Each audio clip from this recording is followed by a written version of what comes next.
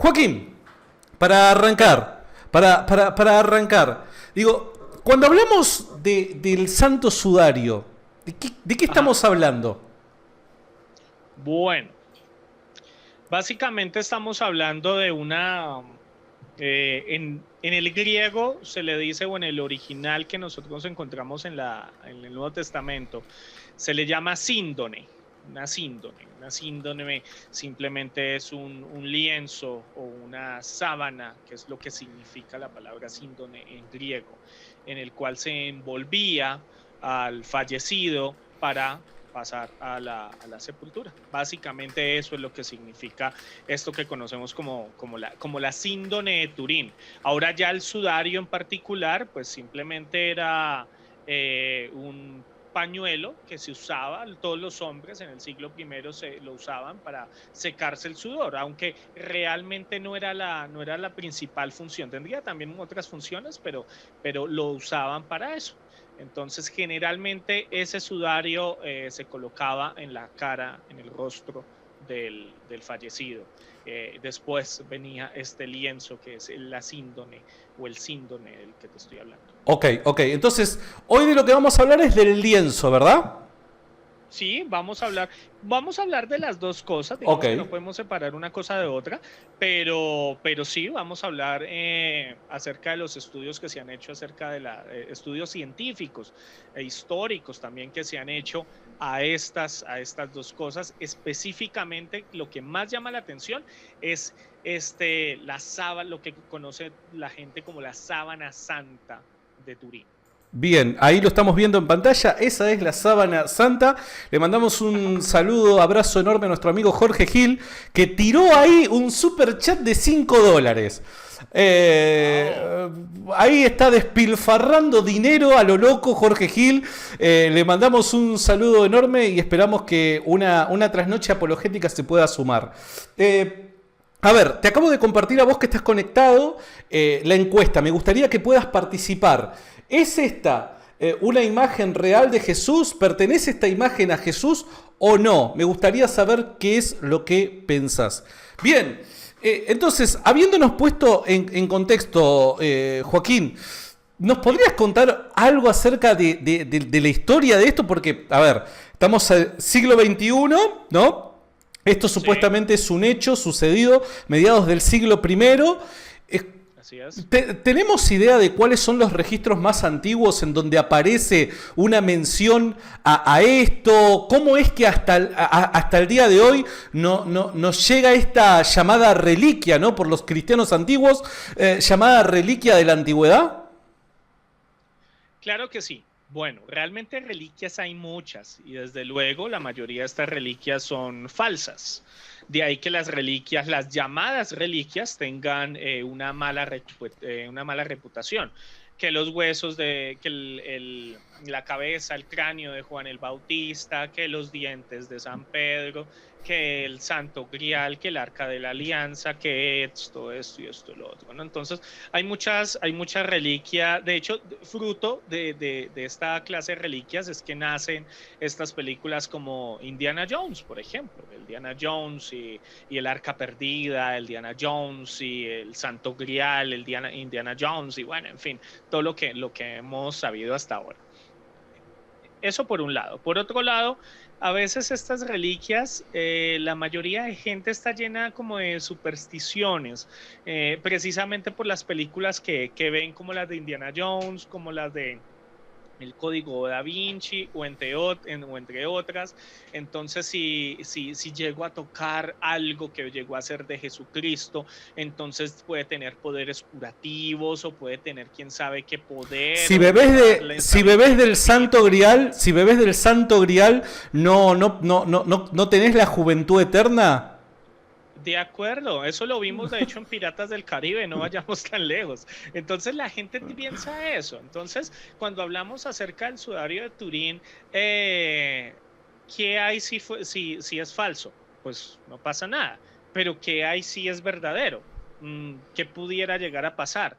¿Qué pasa si lo toco? ¿Qué pasa si lo manipulo? No sé, me convierto en un super saiyajin o quién sabe qué. Realmente tenemos que sacarnos de esos tipos de cosas de la cabeza que realmente son supersticiones y centrarnos en lo que es la historia, lo que es la arqueología, lo que nos dice la ciencia al respecto. Y por supuesto, sin dejar de lado el registro bíblico, desde luego. Entonces, habiendo aclarado esto, Santi, el primer registro histórico posible que tenemos nosotros del síndone o la síndone de Turín, de esta sábana santa que llaman, data del año 1353, 1357 aproximadamente. Este es el primer registro histórico del que tenemos. Y el primer registro del que podemos tener seguridad lo encontramos nosotros en Lirey, en Francia, hacia el año 1390. Realmente el espacio de tiempo no es menor de 40 años, entonces pues digamos que no hay problema con eso. Y en 1390 un obispo llamado Pierre de Arcis escribe una carta al papado de Aviñón. No voy a profundizar un poco acerca de qué es el papado de Aviñón, diferencia con el papado de Roma, etcétera, para no hacer como tan extenso esto. Pero entonces, en ese momento, el Papa Clemente VII, que es el Papa de la obediencia de Aviñón, en ese momento recibe esta carta. ¿Y qué es lo que dice la carta del obispo Pierre? Entonces Pierre le dice que acaba de encontrar al artista que había dibujado a esta persona con estos traumatismos y que se supone que es Jesucristo, lo había encontrado y que había declarado que toda esta obra es falsa.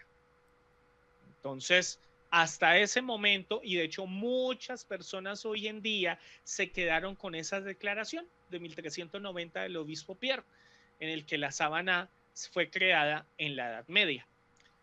Pero hay algo particular, no se sabe quién era el fulano, cómo se llamaba, de dónde venía, no dijo tampoco por qué la había creado, el porqué de la supuesta falsificación, qué intereses habían detrás de todo esto, de las declaraciones del memorando que envía el obispo Pierre de Arcis a Clemente VII. Entonces, realmente hay como una historia oscura en el sentido de que no sabemos las verdaderas intenciones ni tampoco conocemos el nombre del fulano que llegó a declarar que todo esto había sido falso.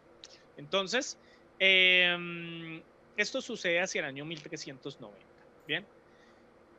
Sin embargo, no tenemos hasta el día de hoy registros históricos definitivos sobre el sudario, particularmente que estaba guardado en la Catedral de Turín antes del siglo XIV. Antes del siglo XIV no tenemos un registro histórico definitivo que te diga de dónde salió, quién lo trasladó, quién se lo llevó. No, todo lo que tenemos nosotros son teorías algo conspirativas. Entonces, que fue trasladado por los templarios, que fue guardado por los masones, que los Illuminati, que y lo Los otro. reptilianos aparecen en el medio. Siempre los reptilianos entran, Exacto. ¿viste? Los reptilianos y los terraplanistas están en todos lados. Sí, sin embargo, lo único que podemos, hasta donde podemos rastrearlo históricamente es hacia el año 204, donde casualmente, en el año 1204 ocurre un evento también muy conocido que es el saqueo de Constantinopla. Entonces, en ese saqueo de Constantinopla se saquean se llevan muchas reliquias, entre ellas una sábana que tenían por santa. Entonces, es probable que esta sábana santa sea la misma que conocemos como el sudario de Turín, pero no podemos decir a ciencia cierta si es esa específicamente. Entonces, lo que sabemos hasta ahora es que tenemos una sábana con unas marcas casi fotográficas de un hombre politraumatizado. Eso es lo que nosotros tenemos actualmente y que está guardado en la Catedral de Turín. Bien. Bien. A raíz de toda esa especulación de no se sabe de dónde sacó, quién se la llevó, quién la guardó, etcétera, etcétera, es que se comienzan a hacer muchas pruebas científicas, estoy hablando, pruebas científicas, donde inicialmente comienza con el carbono 14 y siguen con otras pruebas, pero bueno, ya El hablaremos carbono de eso. 14, por alguna razón, está en todos lados y todo el mundo que no sabe Claro. absolutamente nada siempre cita el carbono 14, ¿viste? Yo no sé si te pasó alguna vez de que, no, pero el carbono 14, y muchas veces ni siquiera sabemos bien qué es el carbono 14. Pero qué interesante es que ahora sí lo podemos aplicar a este caso. Claro, pero mira, el carbono 14 no podemos decir que el carbono 14 es 100% confiable. Eso primero. Segundo, el carbono 14 no se puede aplicar a todos los materiales. ¿Sí? Muy bien, ok. No porque en ocasiones no se pueda, sino porque no se debe. Entonces, por ejemplo, en cuanto a los manuscritos, yo no sé si ya te habrán hecho esta objeción, pero te dicen, los manuscritos bíblicos no podemos saber de qué fecha son particularmente, porque ningún manuscrito del Nuevo Testamento ha pasado por el carbono 14, bla, bla, bla, bla, bla. Entonces, bueno, primero es una gran mentira. Sí hay manuscritos del Nuevo Testamento que fueron pasados por el carbono 14, casualmente, si no estoy mal, fue o primera o segunda de Pedro y también la carta de Judas fueron pasados por carbono 14. Pero ¿qué implica o cuál es el proceso aplicado tanto a manuscritos como en el caso particular de la sábana? Y es que necesitan cortar una de las fibras, una de las partes de tanto del manuscrito como también de acá de la sábana santa, necesita cortarse y necesita quemarse. Estamos hablando de necesito quemar la sábana, necesito quemar el manuscrito, ¿sí? Entiendo. Hablo acá de manuscrito de una vez como para refutar esa objeción. Entonces, ¿eso qué implica? Obviamente, daño, manipulación y daño a un objeto antiguo. Claro. ¿Sí? Aun cuando puedo aplicar otros sistemas, otros métodos de análisis científico, no solamente el carbono 14. Ahora, en cuanto a los manuscritos, cuando yo quemo el manuscrito para saber de qué fecha data el manuscrito, me va a arrojar la datación del material, más no de la fecha de escritura.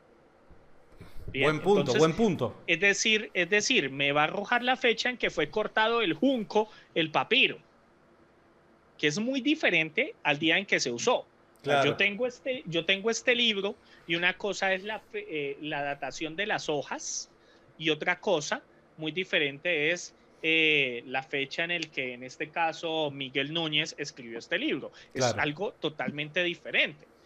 Entonces, debemos tener en cuenta eso. Entonces, no justificaba dañar un manuscrito solamente para tener unos datos inconclusos. Entonces, en el caso de los manuscritos, para eso se utilizan otros métodos de análisis científico y de datación, como por ejemplo la paleografía, ¿sí?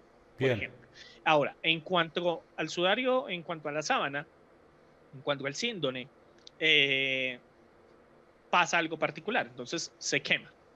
Bien, pero en el momento en que se quema y se pasa por carbono 14, esto lo hicieron en 1988, vale la pena aclarar la fecha. En 1988 hacen el análisis por carbono 14 y las conclusiones dicen que fue originada en la Edad Media, la sábana de Turín. Entonces, en ese momento, obviamente, noticias, declaraciones, por un lado, católicos defraudados, decepcionados, ¿cómo así? Sí, definitivamente el obispo Pierre tenía razón en su memorando que le envía al Papa Clemente Aviñón, donde dice que esto es una falsificación en la Edad Media, y está la información que hasta el día de hoy muchos que no han seguido estudiando, no han seguido los estudios de la sábana santa, pues tienen. Y es que es una falsificación original en la Edad Media. Entiendo. Pero En mayo del 2019 se hace nuevamente una investigación con el fin de refutar la datación realizada en 1988. De hecho, hay una conferencia que encuentran también por escrito, no está en español, de hecho está en italiano y también está en inglés, que está titulada La datación del Santo Sudario, todo a ser rehecho. ¿Por qué se llama así? Porque en 1988 los investigadores no tuvieron en cuenta que esta sábana pasó por muchos saqueos y por muchos incendios. Y al pasar por muchos incendios, el carbono, que es naturalmente lo que nosotros quemamos para conocer la datación, pues te va a salir erróneo, todo te va a salir mal. Entonces, cuando hacen nuevamente, pasan por carbono 14 la sábana, se dan cuenta que encuentran rastros de no solamente de la Edad Media, sino que también de diferentes épocas y en diferentes años, que fue cuando la sábana llegó a sobrevivir de múltiples incendios. Entonces, no son fiables y los análisis deben rehacerse. Fue lo que dijeron los investigadores en el año 2019, hace poco. Dice, no hay evidencia, ellos dijeron, no hay evidencia concluyente de que la sábana santa sea medieval. Entonces, para ahí la investigación con carbono 14 y dicen, necesitamos hacer otros estudios también a la sábana para poder determinar la fecha, para poder saber si de verdad fue creada en la Edad Media o cuándo fue creada. Entonces, comienzan con algo que se llama la espectroscopía vibracional. Entonces, que es la imagen que tú pasaste ahora, iniciando la... Ahí estoy, ahí la estoy pasando. Parece una especie de radiografía. Exacto, eso es lo que conocemos nosotros como la espectroscopía vibracional. Esto se hizo en el año 2013. Entonces, los investigadores en cabeza de Giulio Fanti, ellos comienzan a realizar esta serie de investigaciones por medio de espectroscopía, y el rango de fechas de las pruebas dice que data del año, escucha esto, del año 300, o sea, esto que nosotros vemos aquí en la imagen, data del año, entre el año 300 antes de Cristo y el año 400 después de Cristo. Ajá. Eso es entonces, no data de la Edad Media. Mira. O al menos por ahora, no hay nada que respalde la teoría de que date de la Edad Media. Entonces, bueno, no. Paremos aquí, tenemos que seguir haciendo más investigaciones. Entonces, se hace algo que se llama el análisis histórico de materiales. Esto es muy comúnmente hecho en la arqueología en particular, no solamente en la arqueología bíblica, sino de toda la arqueología. Bien, entonces, se hacen, ya en 1998 se había hecho un análisis histórico de los materiales y ya... más recientemente se vuelven a hacer este análisis histórico de materiales y entonces, ¿qué quiere decir con el análisis histórico de los materiales? Me refiero a el material textil, ¿sí? Entonces, este textil, esta costura en la tela, ¿a qué fecha corresponde? ¿Y a qué lugares corresponde? Entonces, hay una investigadora, una experta textil que se llama... Metztil Fluri Lemberg, es de Hamburgo. Ahí perdonarán un poco mi mal alemán, de pronto Santi sabe más. No, la gente ya está acostumbrada con mi pésimo inglés, así que es más justificable el alemán que el inglés. Ok. Entonces ahí me perdonarán de pronto la mala pronunciación, pero entonces la doctora Fluri Lemberg hace el estudio de los materiales y las conclusiones a las que llega es que el material, esta tela, fue encontrada también en la fortaleza de Masada, cerca del Mar Muerto, y escucha esto, que data posiblemente del siglo I de nuestra era, el material. Entonces, ya tenemos la espectroscopía vibracional que te dice que hay un rango de fecha entre el año 400 antes de Cristo hacia el año 300 después de Cristo. Y ahora los estudios que se hacen al textil te dice que este material viene de la fortaleza de Masada, cerca del Mar Muerto, y que data del año primero de nuestra era, es decir, el siglo primero, perdón, año primero no, del siglo primero de nuestra era, siglo primero después de Cristo, que es totalmente consistente con el diseño que tenemos nosotros de la sábana, con los otros diseños encontrados y que también data del primer siglo. Entonces, no solamente hay par. Ya en 1997 se hace un estudio de flores y polen. La Universidad Hebrea de Jerusalén hace un estudio de flores y polen para ver qué encontramos aquí en esta sábana. Aparte de encontrar sangre, porque no es tinta, lo que encontramos aquí ¿Es sangre? Sangre. Sí, lo que encontramos ahí es sangre. ¿Sí? Encontramos qué otra cosa nosotros podemos llegar a encontrar ahí. Entonces, encuentran 58 tipos diferentes de pólenes. Y de esos 58 tipos, 45 eran del área de Jerusalén. Entonces ya tenemos polen, que de 58 tipos diferentes, 45 son de Jerusalén. Encontramos que el material textil data del siglo primero y que se hace también un comparativo de esta sábana con otro material textil que también se ha encontrado en el área, y ahí es donde se determina que este material es propio de esa zona del Mar Muerto, ¿sí? de Masada. Y la espectroscopía vibracional nos dice que hay un rango de fecha del año 300 antes de Cristo al año, del año 400 antes de Cristo al año 300 después de Cristo. Bien. Entonces, por ahora no hemos visto nada relacionado con la Edad Media. Lo único que nos ha llegado a comprobar que data de la Edad Media es el carbono 14, pero esas pruebas no son concluyentes por lo que ya te había dicho. Y aquí, hasta este punto, podríamos decir que finalizan los estudios científicos en cuanto a la datación. En cuanto a la datación de la sábana, Santi.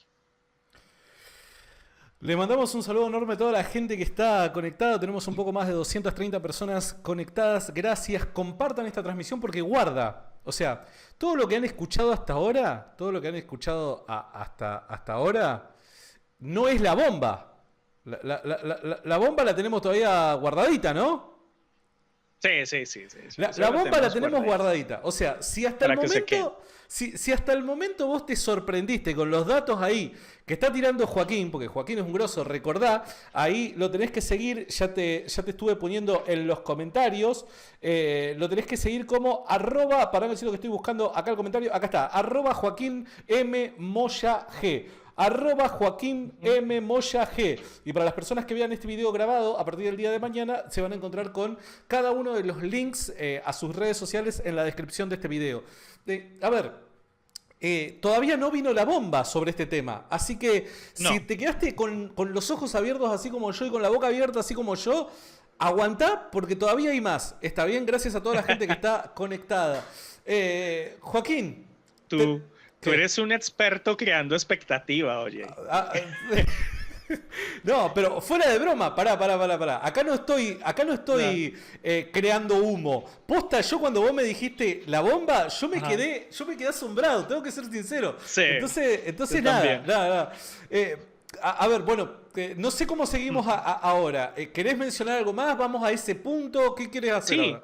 Yo creo que es importante que también hablemos de cómo era el hombre que está en la sábana. Ok, bueno, a ver, vamos a mostrar el hombre, ahí estamos. Okay. Este hombre, hay personas que dicen que es Jesucristo, nuestro Señor, ajá, y hay personas que dicen, bueno, no, puede ser otro sujeto que no sabemos quién es. Claro, es que realmente, Santi, con artefactos como estos, o sea, mira, la mayoría de gente piensa, con este tipo de artefactos, piensa que no sé qué clase, no sé qué se les pasa por la cabeza, que vamos a hacer algún tipo de investigación que al final nos va a llevar a que detrás del oculto vamos a encontrar una señal donde están las iniciales de Jesús o algo extraño. Realmente a veces la gente se monta un montón de películas. ¿Te acordás? Yo estoy viendo mucho, me colgué mucho con una serie de, creo que es de History Channel, El precio de la historia. Oye, Rick, me han traído esto. No sé si lo has visto alguna vez. ¿Nunca lo viste? No. No, ¿cómo no vas a ver El precio de la historia? Es un programa muy bueno. El precio de la historia, sí.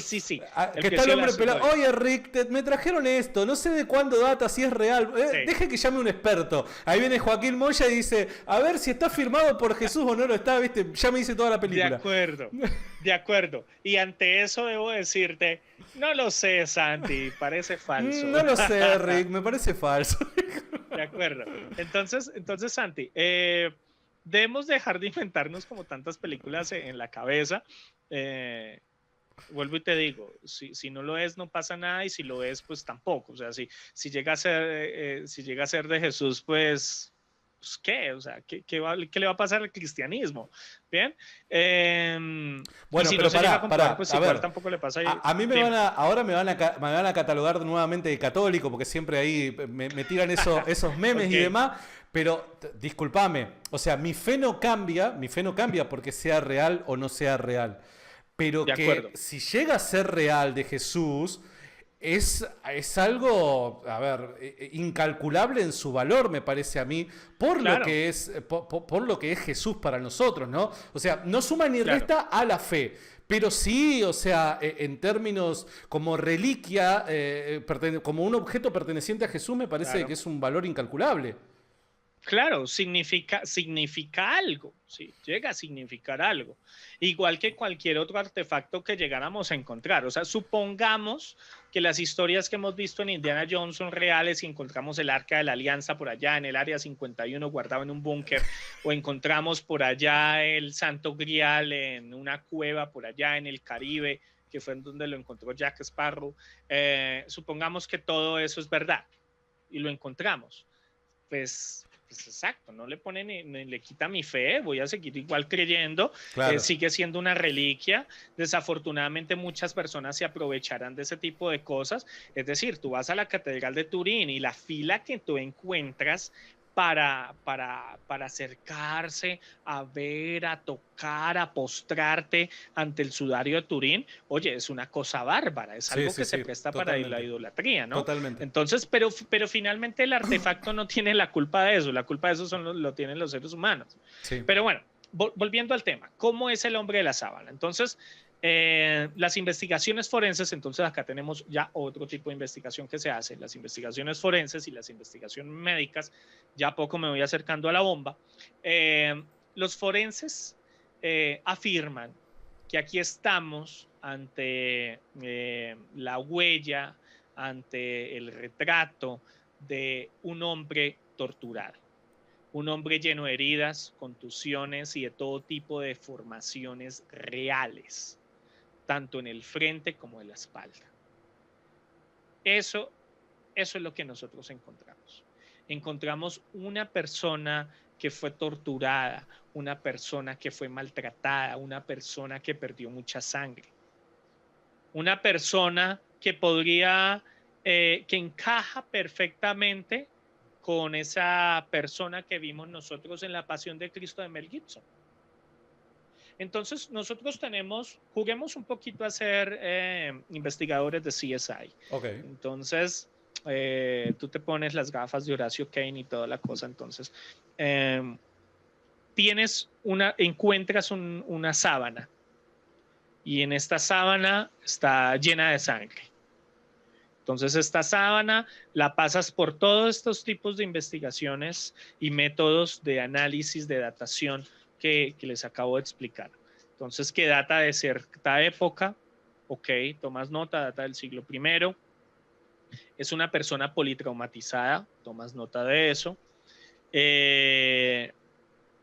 Entonces, luego vamos a la historia. ¿Qué persona que haya vivido en el siglo I en Jerusalén ha sido politraumatizada de tal manera? Y que es hombre, además. Perdóname, pero por todo lo que vos me estás diciendo, es imposible entusiasmarse. Al menos yo me entusiasmo, te soy sincero. Exacto, Santi. Entonces, la historia te dice que la única persona, ya sea que lo tengas por mito, porque hay quienes no creen en que Jesús existió, ¿sí? Eh, o lo tengas por histórico, es decir, que Jesús fue real, llegas apunta la evidencia a una persona y es Jesucristo. Entonces tienes una sábana que es real, que data del siglo I, que es de Jerusalén y que tiene rastro de una persona torturada y politraumatizada. Revisando la historia, la única persona que tú conoces y que has visto a través de la historia es Jesús. Es la única persona que queda. Es cierto. Ay, ven, pero es que no puedes llegar a esas conclusiones de que fue Jesús. Totalmente de acuerdo, en eso puedo estar de acuerdo. O sea, si alguien nos dice, Santi, en el chat, ¿sabes qué? Yo no creo que esa sábana sea de Jesús. Yo te digo, ok, puedo llegar a estar de acuerdo contigo porque no tengo en el refrigerador, no tengo una probeta con la sangre de Jesús como para hacer una comparación de ADN. O sea, no la tengo. Tampoco tengo una fotografía de Jesús en el momento en que lo están crucificando para poder verificar si coincide con la fotografía que tengo yo aquí en la sábana. Lo que tengo yo son que el testimonio de los evangelios, los testimonios extrabíblicos, desde luego, porque también tenemos testimonios extrabíblicos. Eso es lo que yo tengo. Basado en eso, que es historia, aunque muchos no lo quieran creer, pero eso es historia. Los evangelios son biografías históricas. Y de hecho no solamente son biografías históricas religiosas, no, de hecho muchos autores consideran los evangelios como biografías romanas del primer siglo, de lo que sucedió, de lo que pasó con Roma en ciertos periodos. Entonces, la única persona a la que me apunta es a Jesús, pero desde luego no puedo decir al 100%, yo no te puedo decir, Santi, estoy 100% seguro que esto es de Jesús. No te lo puedo decir porque no tengo manera de 100% comprobarlo. Claro. Lo que te puedo decir es que el personaje que está aquí me apunta a un personaje del siglo I que también vivió en Jerusalén y que también fue torturado, politraumatizado y que también murió crucificado. Porque también hay que este punto. La persona que nosotros tenemos en la sábana coincide totalmente con una persona que fue crucificada. Es decir, no solamente una persona que molieron a palos, sino una persona que también fue crucificada. Eso es lo que nosotros encontramos. Para. El tipo de lastimaduras que parece tener esta persona es de crucifixión y aparte de la crucifixión, otro tipo de lastimaduras más. Parecidas, claro, podemos decir, a lo que los romanos le propiciaban a aquellas personas que iban a ser crucificadas. Claro que sí. De hecho, mira, te tengo una lista acerca de la clase de la descripción que encontramos. Pará. ¿Cómo una lista? A ver, primero le quiero decir a la gente, tenemos casi 300 personas en vivo. Gracias, compartan este live. Hay gente que cree de que estamos grabados. No está grabado esto está saliendo en vivo. Le envío un saludo enorme, grande, a tanto el gato con bufanda, que siempre se suma ahí y es un genio. ¿Cómo soy de primera A? Soy de primera A, ahí está a full comentando y demás. Te mando un abrazo enorme, gracias por toda la ayuda que nos estás dando. ¿Cómo que tenés una lista? A ver, explícame bien eso. O sea, bueno, muchos dirán, no, pues esto está como libreteado, ¿no? Esto como que es un libreto, ¿no? Bueno, para los que no saben, yo soy profesor de Historia de la Biblia y Antiguo Testamento y también soy profesor de Arqueología Bíblica en la academia, donde también soy director, que es RTM Academy, y soy coordinador de excavaciones para América Latina en Telesafi, que es el bíblico Gad de los filisteos. Entonces es por eso que cuando llego a arqueología del Nuevo Testamento, obviamente debo tocar un tema como estos, y es por eso que tengo una lista, ¿sí? Por si alguno se pregunta, ¿y cómo así por qué tienes una lista? Entonces, en la lista nosotros, ¿qué puntos encontramos? ¿Qué encontramos nosotros en la sábana? Entonces, encontramos primero una serie de regueros de sangre propios de una corona de espinas que aparecen no solamente en la frente, sino también más tarde acá en la nuca. ¿Sí? Entonces, eso es lo que nosotros encontramos. Regueros de sangre en la cabeza que son consistentes con lastimaduras por una corona de espinas, tal y como lo mencionan los evangelios. ¿Bien? Segundo, tiene contusiones o hinchazones que cubren toda la frente. Tercero, en la mejilla derecha tiene una contusión doble que le ha producido una deformación que parece atribuirle a muchos años en los que ha llegado a vivir este personaje, y posteriormente, en el momento en que lo están lastimando, muchas contusiones en la mejilla derecha. También, si se mira la otra mejilla, vemos que tiene una contusión con equimosis, que es una herida grande que encontramos ahí en la mejilla. También tiene una herida en la nariz y tiene roto el cartílago, posiblemente una caída o golpe que ha producido la contusión en la mejilla derecha, porque en la punta de la nariz se ha encontrado restos de tierra, igual que en las rodillas y en las plantas de los pies. Eso, gracias por colocarlo ahí, Santi. Entonces, encontramos eso. También se encuentra una huella oscura que se ve al dorso de la nariz y que podría ser también un fuerte golpe, si lo tienes ahí. Entonces, aquí es lo que nosotros encontramos acá. Y bueno, todas estas características nos están indicando, todas estas heridas nos están indicando una persona que ha sido lastimada, que ha sido politraumatizada, una persona que ha sido torturada, que ha sido sometido a una tortura terrible. Eso es lo que encontramos nosotros en esa imagen. Y que encuadra totalmente, o sea, esto es el análisis forense, el análisis médico forense, y que esto encaja totalmente con lo que sabemos de los métodos de crucifixión romanas en el primer siglo. Encaja con eso. Y obviamente cuando tú tienes todos estos análisis, el análisis forense, el análisis médico y el análisis histórico, que es lo que te estoy hablando, estos tres análisis encajan perfectamente con lo que está descrito en los evangelios. ¿Sí? Entonces, que una persona me diga que Jesús no murió, no hablemos de Jesucristo, hablemos de la persona de Jesús de Nazaret, ¿sí? Que una persona me diga que Jesús de Nazaret no murió, sino que se hizo el muerto en la cruz. Que algunas personas usan esta hipótesis, esta teoría para refutar la resurrección. Que una persona me diga, Jesús no estaba muerto, andaba de parranda, sí, estaba vivo ahí en la cruz. Es una persona que no conoce, primero, de historia romana, arrancando por ahí. Porque si tú me dices que Jesús estaba vivo, me estás queriendo decir que entonces los romanos no tenían ni idea de cómo matar a alguien.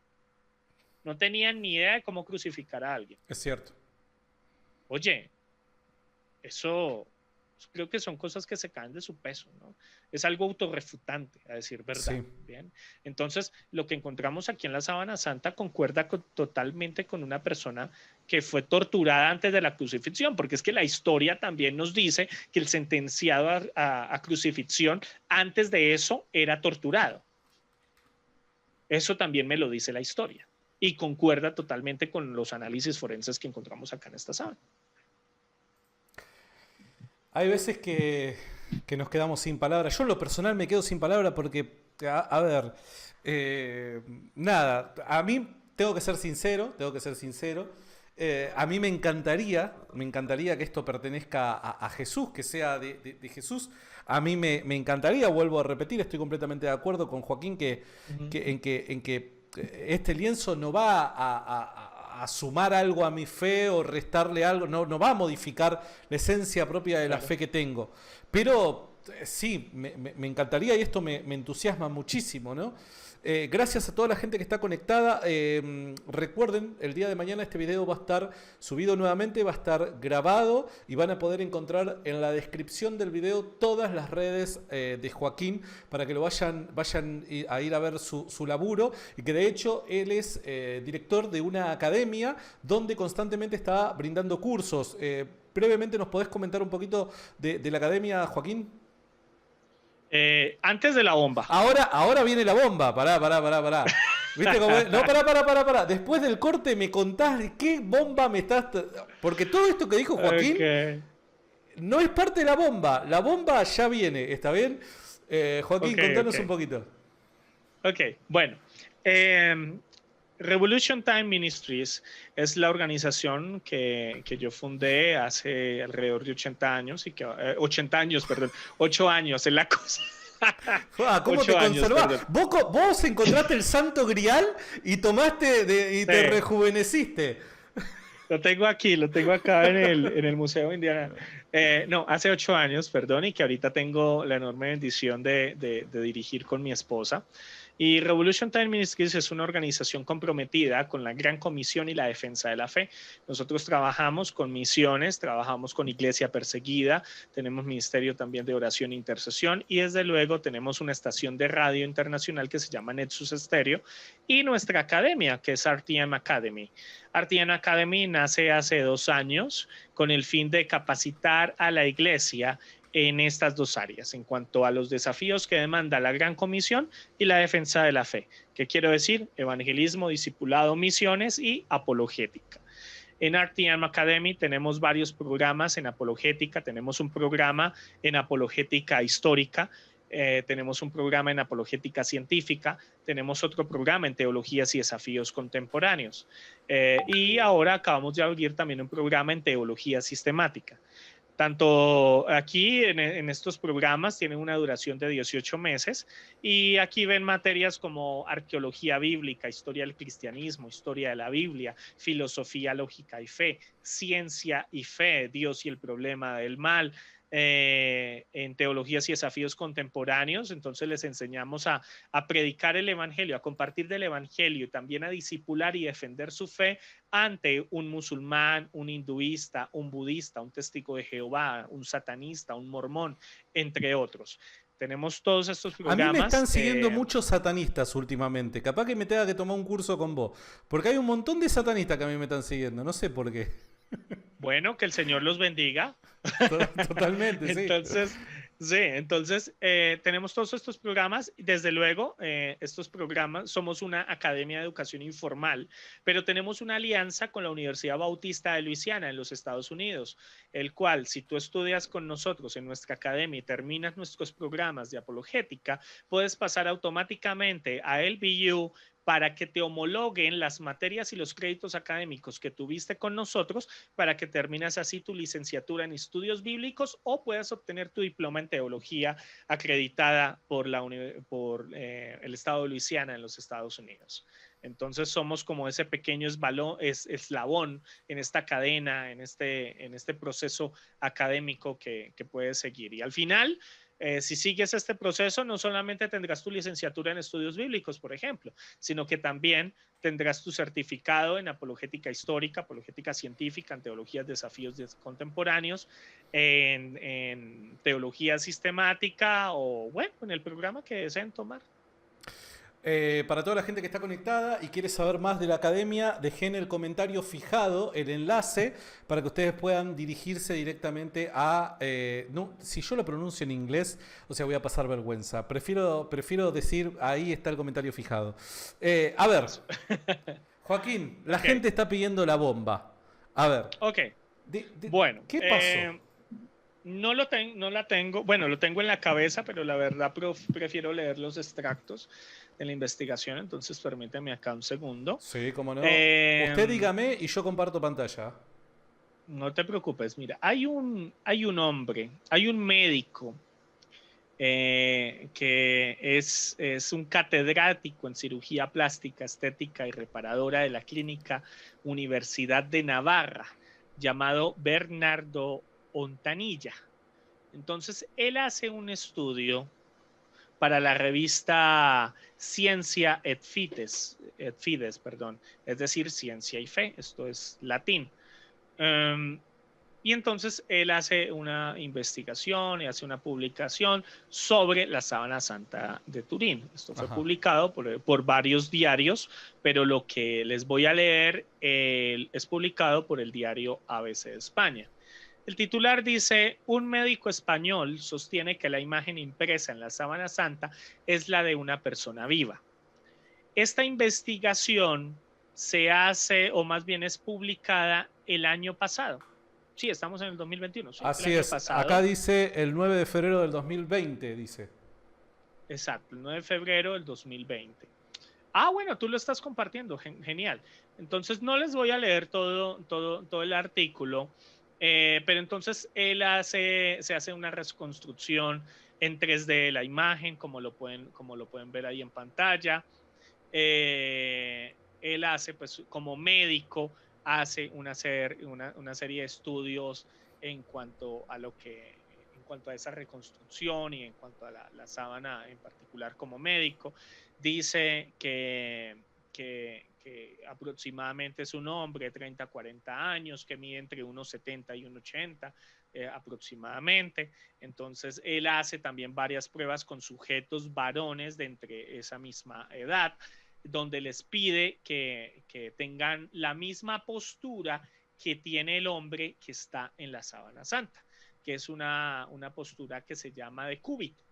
Entonces, una posición de cúbito, cúbito supino, es como lo llaman, que es básicamente, bueno, ahí como está en la pantalla, esa es la posición de cúbito, por si ustedes la quieren hacer ahí sobre la cama. Entonces, luego de esta investigación, él dice lo siguiente. Él dice que al diario, consistente de la polémica que puede generar su estudio, el catedrático defiende que, abre comillas, en el momento en que se imprime esa imagen, la persona está viva. Y es donde quedé plop con En esta el investigación. momento, Porque, a ver. En el momento en el que se imprime la imagen que sí, nosotros conocemos, ¿no? A ver si la puedo compartir un instante. En el momento en ajá, el que se imprime la imagen, a ver, ajá, esta a ver. imagen, el hombre está vivo. Si quieres, déjala ahí en pantalla y te sigo leyendo la A investigación. ver, a ver. Entonces, dice que estos y otros signos que defiende en el artículo, dice el diario, se llevan a sostener que la imagen dinámica que queda impresa en la sábana, o sea, abro comillas, que la imagen dinámica que queda impresa en la sábana podría haberse producido en cualquier momento entre las 18 y 30 horas siguientes a la muerte, pero estando vivo el fulano. Entonces, el fulano que vemos en la sábana. Y dice el médico, lo afirmo y defiendo científicamente donde sea necesario. Si todos estos signos que aparecen en la síndrome los unimos a todo lo que está escrito en los evangelios, entonces coincide el 100%, no solo en la muerte, sino también en la resurrección. Tanto los signos estáticos de muerte como dinámicos de vida están juntos en el mismo objeto. Si la imagen de la síndone es la de Jesucristo, entonces es una prueba para los cristianos de su muerte y su resurrección. Cierro comillas. A ver, y esto no lo está diciendo un fulano cualquiera, diría mi amigo Joaquín. Esto lo está diciendo un académico. Sí, esto lo dice el doctor Bernardo Fontanilla, que es catedrático de cirugía plástica, estética y reparadora de la Clínica Universidad de Navarra. Y este estudio se fue publicado en la revista Ciencia et Fides, no por el diario ABC.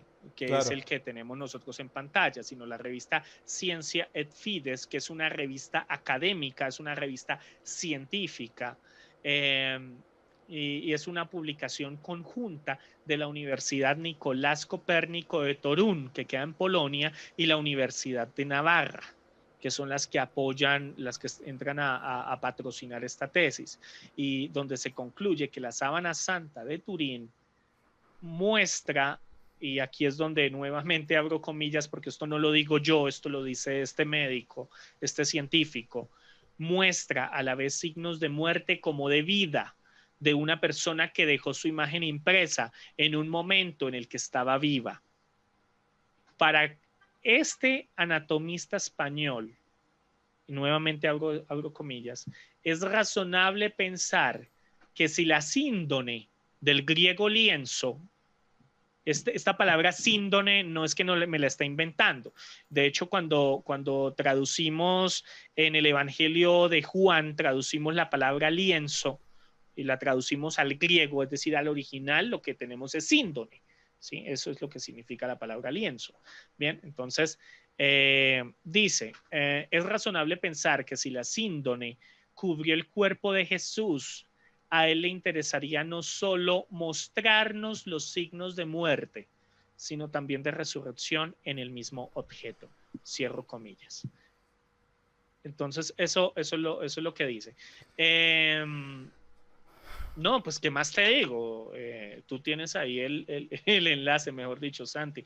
Y tienes las imágenes, la recreación 3D que se hace, que hace el médico.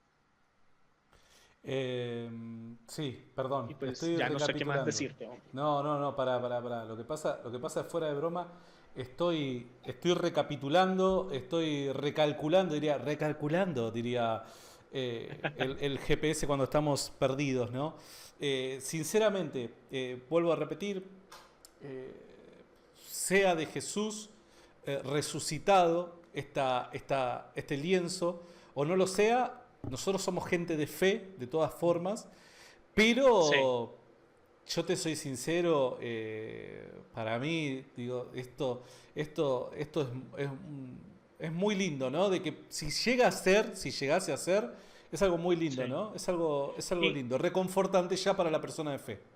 y también hay algo que encontré acá de las palabras también del médico.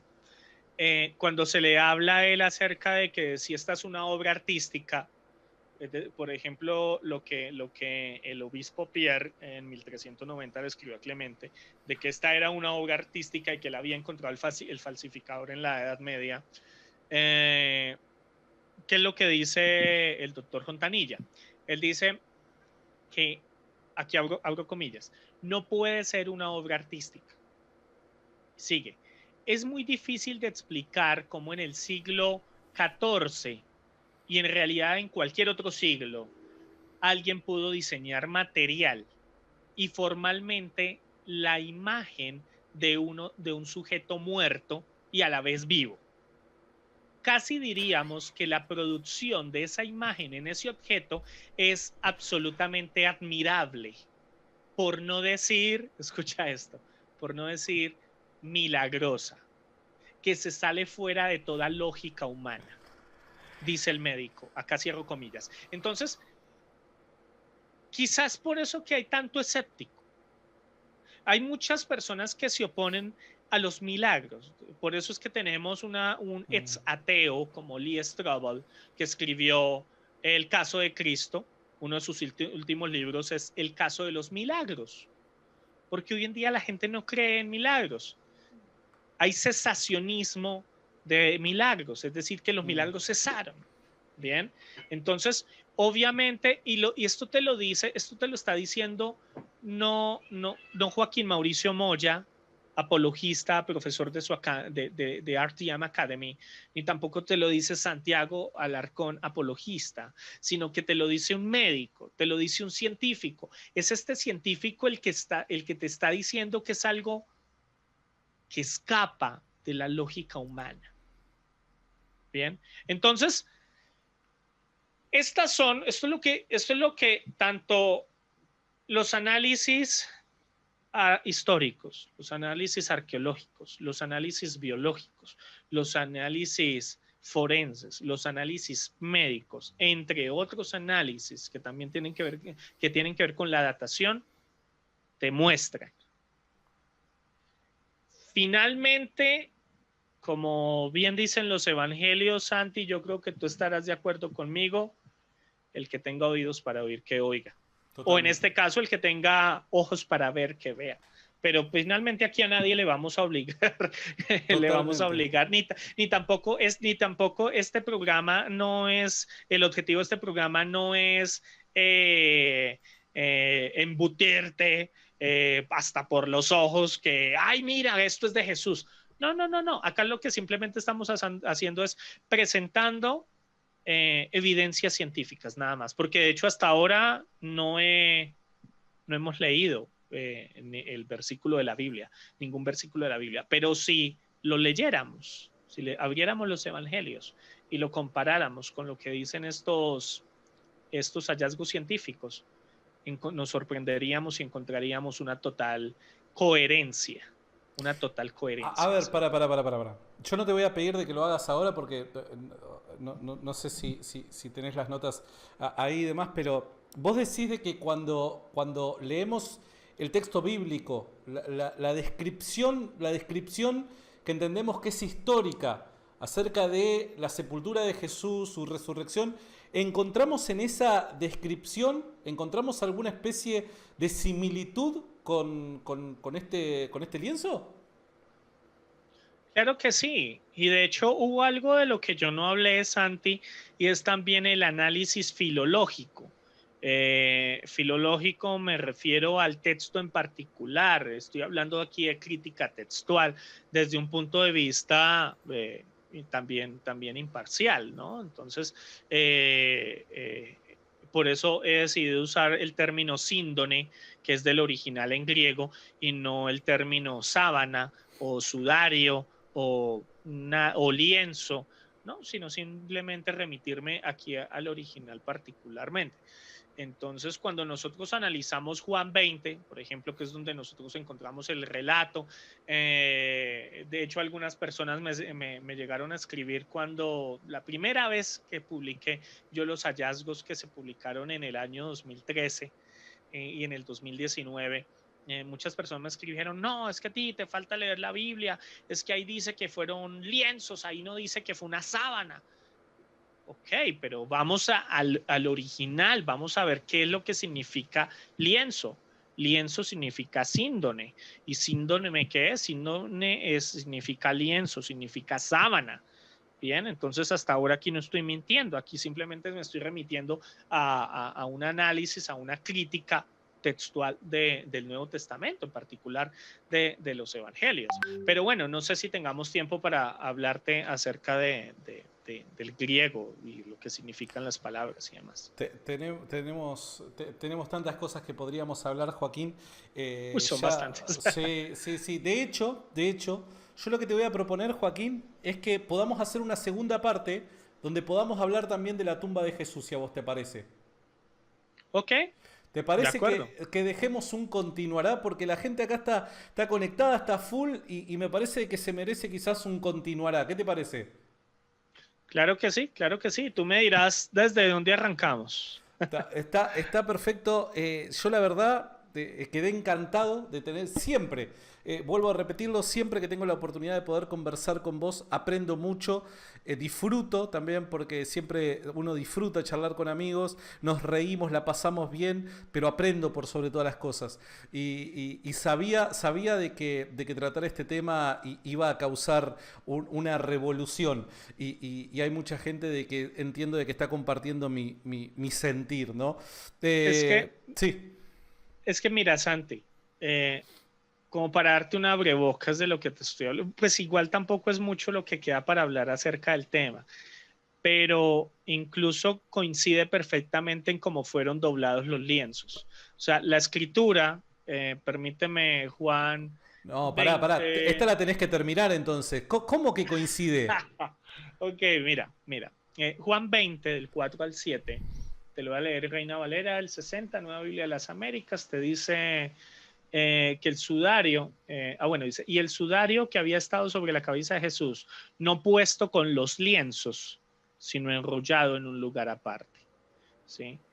En Nueva Biblia de las Américas te dice, y el sudario que había estado sobre la cabeza de Jesús, no puesto con las envolturas de lino, sino enrollado en un lugar aparte.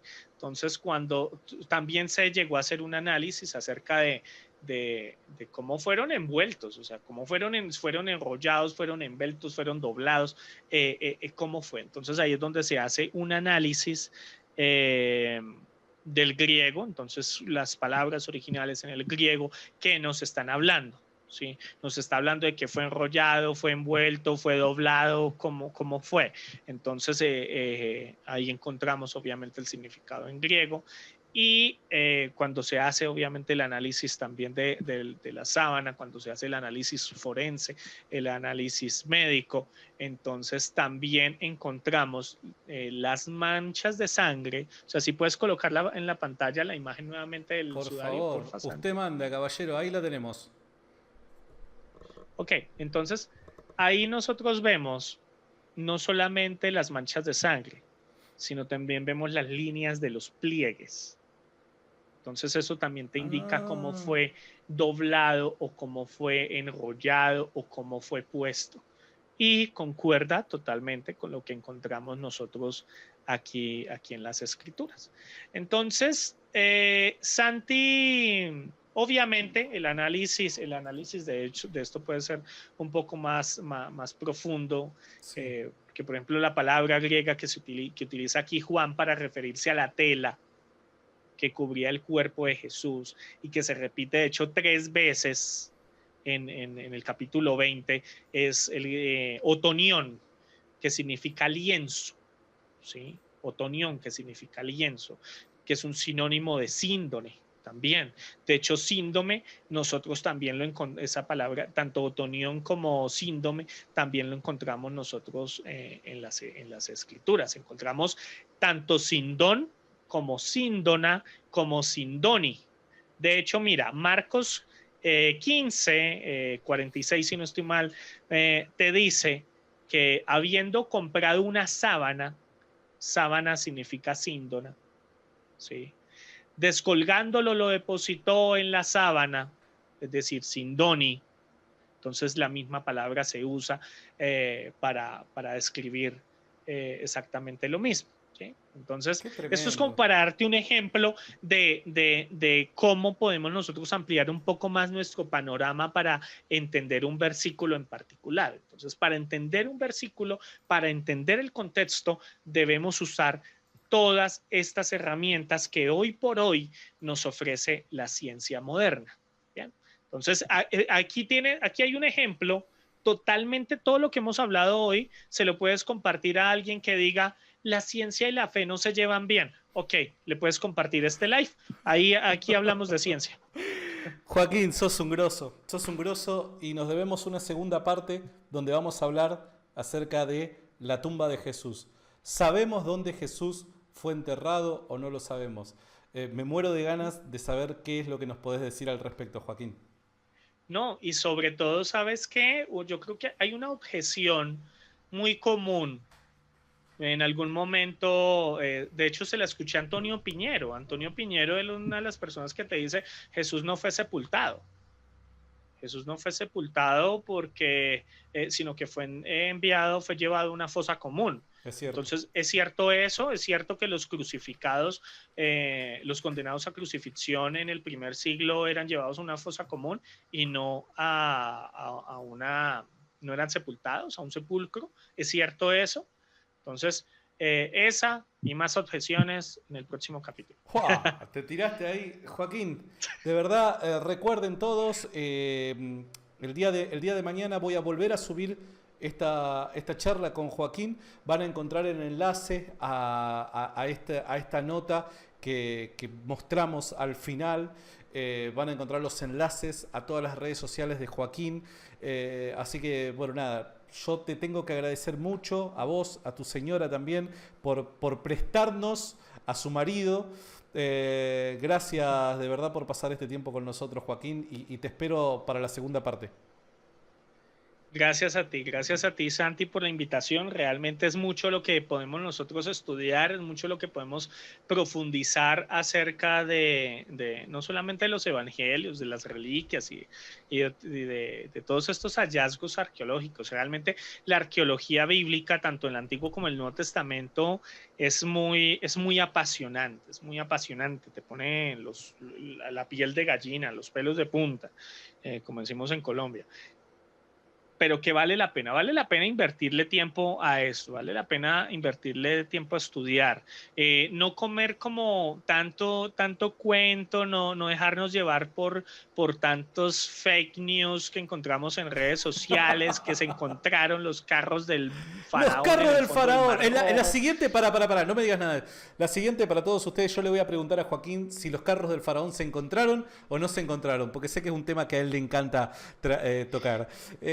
No, y mira, ¿sabes algo? Hay un tema incluso en cuanto al Arca de la Alianza. ¿Vieras las múltiples teorías que hay sobre el Arca de la Alianza? Oh, ese también es una bomba. Hay Ese tema temas. me encanta. Me encanta. No, yo tengo mucho. En privado lo arreglamos.